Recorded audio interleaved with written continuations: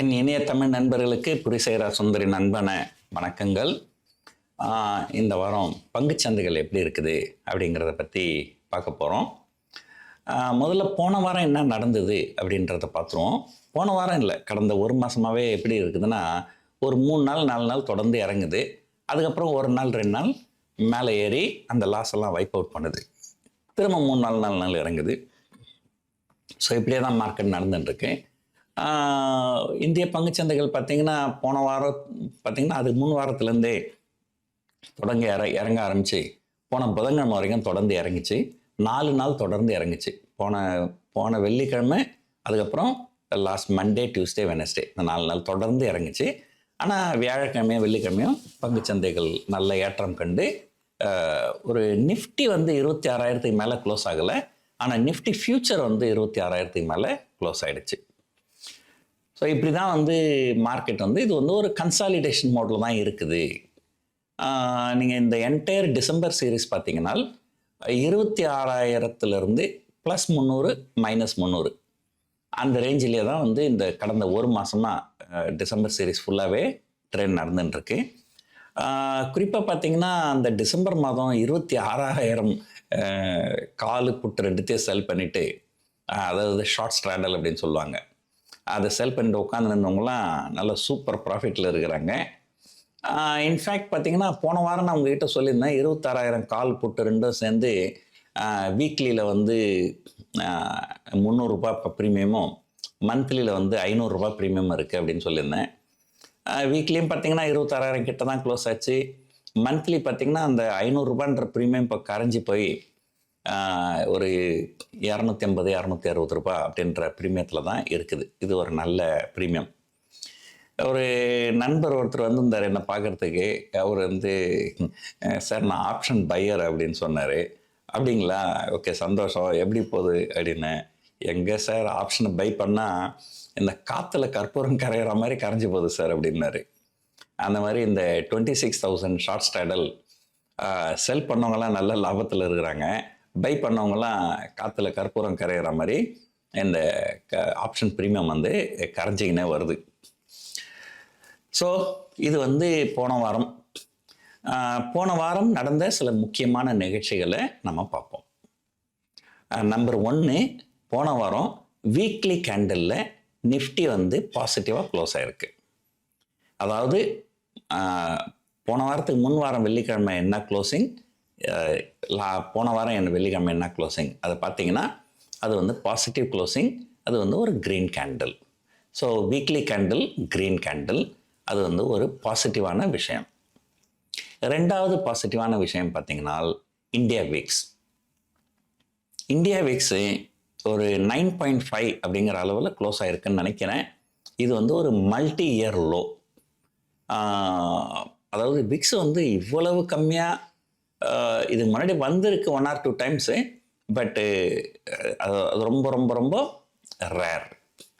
So ஒரு குறைஞ்சபட்சம் 10க்கு மேலே தான் இருக்கணும். ஏன்னு சொன்னால் இந்த இந்தியா விக்ஸை கால்குலேட் பண்ணும்போதே அவங்க என்ன பண்ணுறாங்க, ரிஸ்க் ஃப்ரீ இன்ட்ரெஸ்ட் ரேட் வந்து 10% அப்படின்னு அஷ்யூம் பண்ணிக்கிறாங்க எக்ஸ்சேஞ்சில்.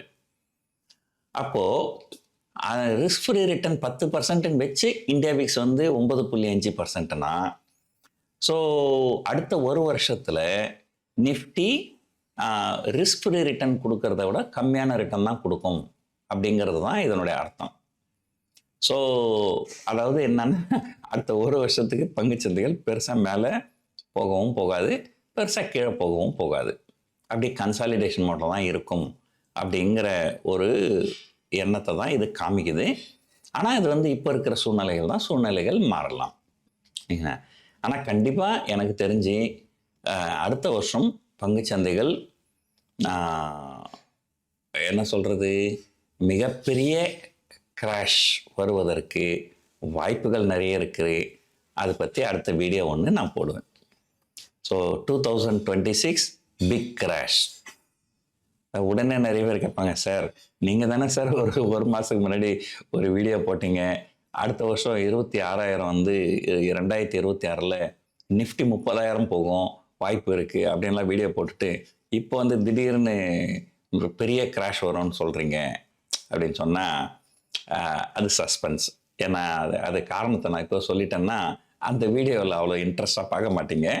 ஸோ அந்த இன்ட்ரெஸ்ட்டு அந்த ஒரு வீடியோ நீங்கள் பார்த்தீங்கன்னா அதில் நான் வந்து முழுசாக எல்லாம் எக்ஸ்பிளைன் பண்ணியிருப்பேன். ஸோ அந்த வீடியோ அடுத்த ஒரு வாரத்துக்குள்ளார போடுறேன். ஸோ பார்ப்போம். 2026 big crash in stock market. Okay, so இப்போ நம்ம ஷார்ட் டேர்முக்கு வந்துடுவோம். ஸோ இந்தியா விக்ஸ் ரொம்ப லோவாக இருக்குது. வீக்லி கேண்டில் க்ரீன் கேண்டில் கடந்த வியாழக்கிழமை 2 வெள்ளிக்கிழமை 2 நாள் தொடர்ந்து பங்கு சந்தைகள் ஏறி இருக்குது. 4வது வந்து எஃப்ஐஐஸ் வந்து தொடர்ந்து 3 நாட்களாக பை சைடில் இருக்கிறாங்க. ஸோ எவ்வளோ பாசிட்டிவ் விஷயங்கள். So FII are continuously buying, 2 days of consecutive green candle, then weekly green candle, இது எல்லாமே வந்து ஒரு பாசிட்டிவான விஷயங்கள். அதுக்கப்புறம் இன்னொரு பெரிய ஸ்டோரி. வெள்ளிக்கிழமை இரவு இந்தியன் டைமில் இரவு 8 மணிக்கு அமெரிக்க பங்குச்சந்தைகள் ஓப்பன் ஆகுது. ஓப்பன் ஆன சில நிமிடங்கள்லேயே இந்த இன்ஃபோசிஸ் ஷேர் வந்து அமெரிக்காவில் ட்ரேட் நடக்குது. இன்ஃபோசிஸ் ஏடிஆர் அப்படின்னு சொல்லுவாங்க, அமெரிக்கன் டெபாசிட்டரி ரிசிப்ட். அந்த ஷேர் வந்து கிட்டத்தட்ட நான் பார்த்துக்கினே இருக்கிறேன். 5%, 10%, 15%, 20%, 25%. அப்படி என்ன சொல்கிறது, கிராமத்தில் சொல்லுவாங்க விஷம் ஏறுற மாதிரி ஏறுது அப்படின்னு சொல்லுவாங்க. விஷம் அவ்வளோ ஃபாஸ்ட்டாக ஏறும் போல் இருக்குது. அப்போல் வேகமாக போய் ஒரு 5 நிமிஷம் கூட இல்லை, அதுக்குள்ளே பார்த்தீங்கன்னா 38.4% ஏறி போச்சு.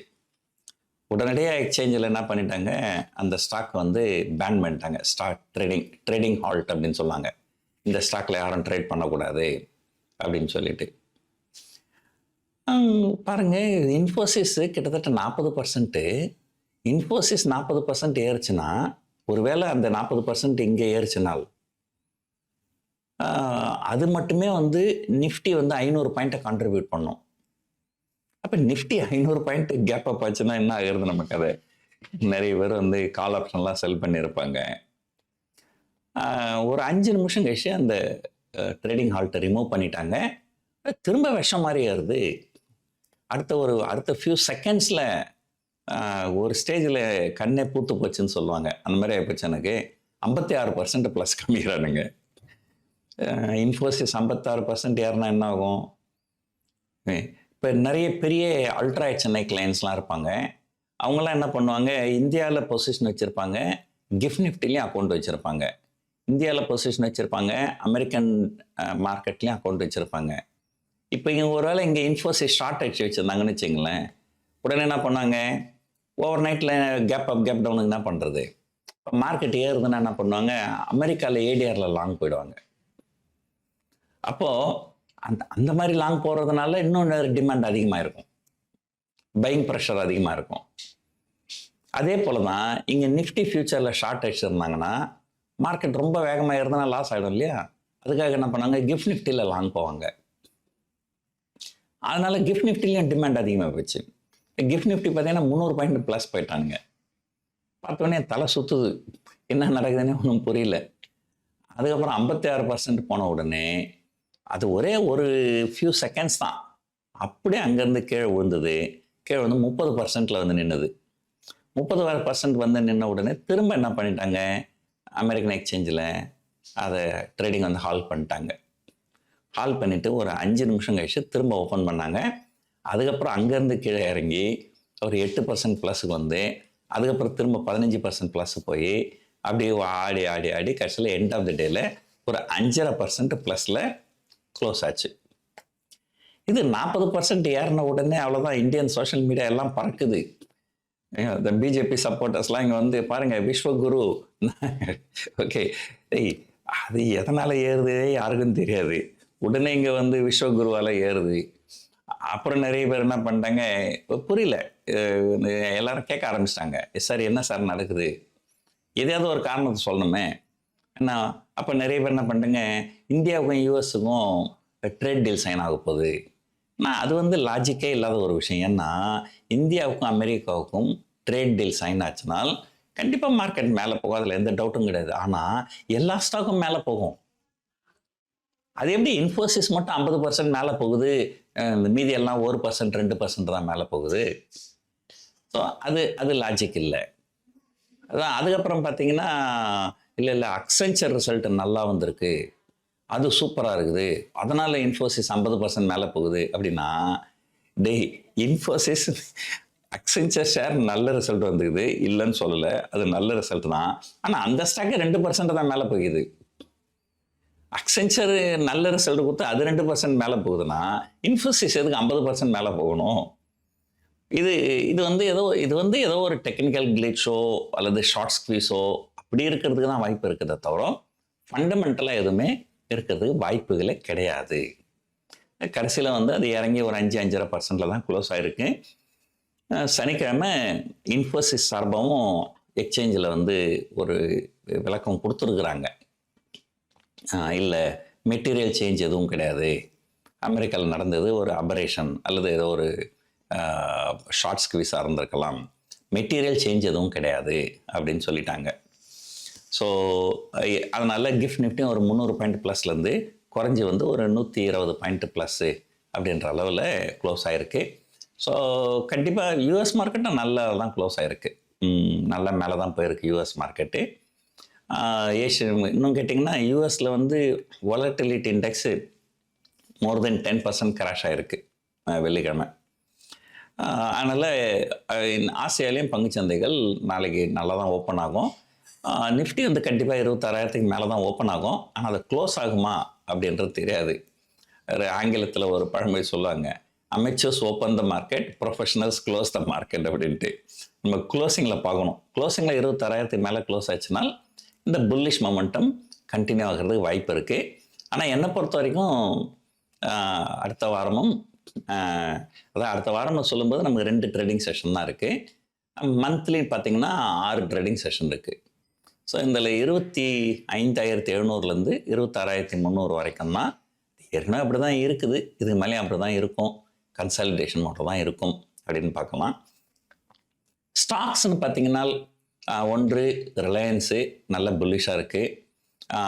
ரெண்டாவது ஐடி ஸ்டாக்ஸு இன்ஃபோசிஸ் டிசிஎஸ் ரெண்டுமே நல்ல புல்லிஷாக இருக்குது. கொஞ்சம் பேரிஷாக இருக்குதுன்னு பார்த்தீங்கன்னா ICICI bank and HDFC bank.